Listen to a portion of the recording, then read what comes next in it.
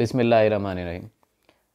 आज मैं बात करता हूँ बेसिकली वो जो लोग हैं जो यूरोप में रह रहे हैं या जो इधर उधर बहुत सारी जगहों पर रह रहे हैं। तो जब वो दीन का प्रचार करते होंगे अपने दोस्तों में जाके, तो वो किस तरह से प्रचार करते होंगे। और फिर उसके जब दोस्त उसे कहते होंगे कि यार ये देखो पाकिस्तान में तो ये हो रहा है, इंडिया में तो ये हो रहा है, कि वो दरबारों पे जाके या गौस या चिश्ती या वो ये दे देते हैं, इतने बड़े बड़े लंगर बनाए जा रहे हैं, इतना ये कुछ हो रहा है। और है क्या सिस्टम उनका चल रहा है कि मदरसों में बच्चों के साथ रेप हो रहे, बेटियां बाहर दाता दरबार के बाहर बेचारी एक, मैं लास्ट टाइम एक स्टोरी सुन रहा था कि वो 2 दफ़ा प्रेग्नेंट हो चुकी है। मतलब ये होते हैं मुसलमान। उनकी शादियों पे इतने अल्लल्ले तल्लल्ले फायरिंग हो रही है, जहेज दिए जा रहे हैं, गाड़ियां बुक हो के आ रही हैं। इस तरह का होता है इस्लाम। तो फिर तो वो कहेंगे जो उधर लोग मुसलमान करने की कोशिश कर रहे हैं, तो सोचो फिर जब वो उनको ये जवाब देते होंगे कि यार ये देखो 2 नंबरियाँ ये करते हैं, चोरियाँ ये करते हैं, डाके ये मारते हैं, दीन को बुरे तरीके से ये यूज़ करते हैं, बर्थडेज ये मनाते हैं, मिलाद ये मनाते हैं, अपना शादियों पे ये इतनी ज़्यादा फजूल खर्चियाँ करते हैं, शराबें ये पी रहे हैं, टिकटॉक पे बेटियां टाइट्स पहन के आ रही हैं। तो ये सब कुछ ही है ना। तो ये तो इधर भी हो रहा है, बल्कि वो लोग तो अब वापस फैमिली सिस्टम की तरफ आ रहे हैं। यहाँ के लोग लोग जा जा के औरत मार्चें भी कर रहे हैं, परेड भी हो रही है, गे परेड भी हो रही है, गेइज़म भी हो रहा है। अब साथ रिसेंटली ट्रांसजेंडर बिल को खुफिया तौर पे, हालांकि इतनी बेहतरीन चीज़ थी कि ट्रांसजेंडर्स को भी जीने का हक दिया जाए, लेकिन उसको भी खुफिया तौर पे जो है ना, एक चोर दरवाज़ा रख दिया उन्होंने उनके लिए, होमोसेक्सुअल्स के लिए। औरत मार्च भी की तो वो भी होमोसेक्सुअल्स के लिए। इसी तरह हर चीज़ को तो इधर स्नब किया जा रहा है। तो वो जो मेरा भाई या जो मेरा बुज़ुर्ग उधर यूके में होता होगा, ऑस्ट्रेलिया में होता होगा या कहीं पे होता होगा, वो जब उन अपने दोस्तों को दावत देता होगा और वो लोग उसे कहते होंगे यार ये देखो पाकिस्तान का हाल, अपने मुसलमान का हाल, तो उस पर क्या बीतती होगी। और वो उस तकलीफ़ का जवाब ये मौलवी कैसे देंगे क़यामत वाले दिन। अब इस मुल्क में पाकिस्तान में जो इस्लाम के नाम पे लिया गया, इधर टिकटॉक पे देखें तो बेहयाई का एक तूफ़ान आया हुआ है, और हर दूसरी लड़की जो टिकटॉक पे है उसका स्कैंडल भी साथ ही बना हुआ है। और यानी कि तो हद हो गई है ना। और इन सारे मौलवियों की बेटियां ये स्कूल कॉलेजेस, पंजाब कॉलेजेस इधर उधर, और बड़े फ़ख्र से बताते हैं। और जब उनकी ओरिएंटेशन हो रही होती है तो सारे म्यूज़िकल प्रोग्राम्स हो रहे होते हैं, और ये बहुत से मौलवी बैठे होते हैं मुजरों के अंदर, मदरसों के अंदर बैठे होते हैं। और एक मदरसे में तो ये जो हमारे एक मुफ्ती अजीज़ुर रहमान साहब थे, मतलब उनकी तो शैतानियत की हद ख़त्म हो गई ना।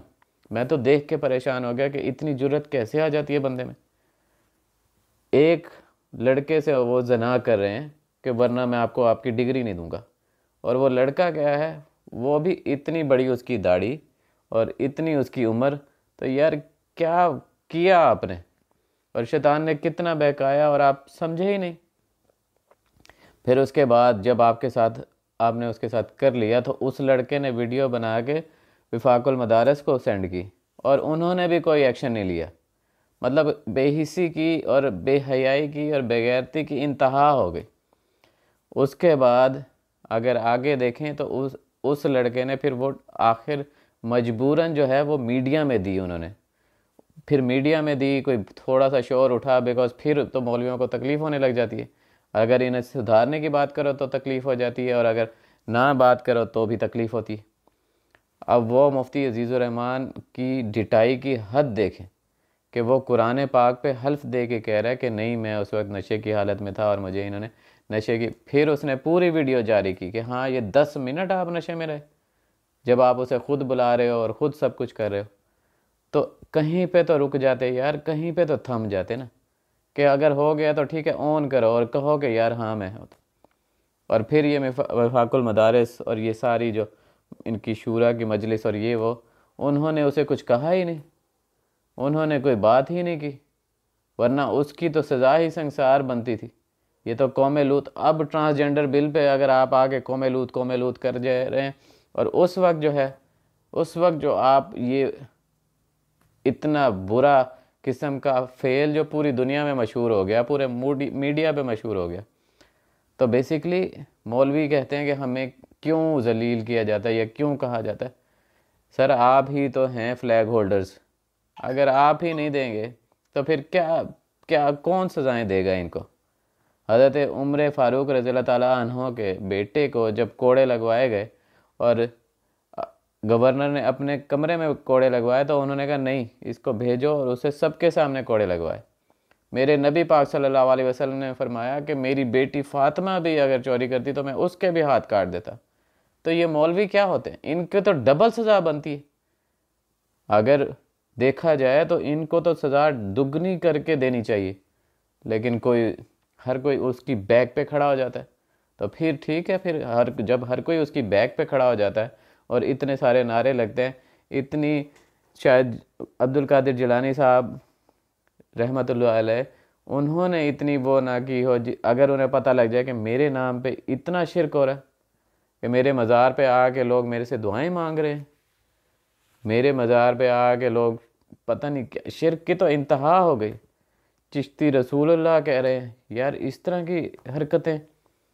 और फिर कहीं पे भी हम नहीं थमते यार, कहीं पे तो थम जाए ना, कि अल्लाह ताला सोचें कि हमसे कितना नाराज़ है कि हमें वो अकल ही नहीं आ रही कि कहीं पे थोड़ा सा जाके हम थम जाएं कि यार ये यहाँ पे तो रुक जाओ यार, डर जाओ अल्लाह ताला से, कुछ तो कर लो।